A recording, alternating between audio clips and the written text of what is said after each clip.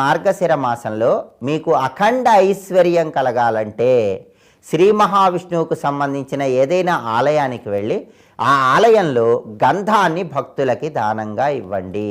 పెద్ద పెద్ద యజ్ఞాలు, యాగాలు, పూజలు, హోమాలు చేసినటువంటి ఫలితం మీకు లభించాలంటే విష్ణుమూర్తికి సంబంధించిన ఆలయంలో, అంటే శ్రీరామచంద్రమూర్తి ఆలయం లేదా నరసింహస్వామి వారి ఆలయం, కృష్ణ పరమాత్మ ఆలయం, ఈ ఆలయాల్లో ఎక్కడైనా మీ చేత్తో భక్తులకి గంధం పంచిపెట్టండి. గంధం పంచిపెడితే ఈ గంధం దానం వల్ల అఖండ ఐశ్వర్య ప్రాప్తి కలుగుతుంది. అలాగే ఈ మాసంలో మార్గశిరంలో విష్ణు సంబంధమైన ఆలయంలో భక్తులకి దాహం వేసినప్పుడు ఆ దాహం తీర్చడానికి మీరు మంచినీళ్ళు ఇచ్చినట్లయితే వాళ్ళ ఇంట్లో శ్రీ మహావిష్ణువు ఎప్పటికీ పాలు, పెరుగు, నెయ్యి, అన్నము నిండకుండా చూసుకుంటాడు. అంటే వాళ్ళకి అన్నపానాలకు లోటు ఉండదు. ఎప్పుడు పాలు, పెరుగు, నెయ్యి, అన్నము వాళ్ళ ఇంట్లో ఉండే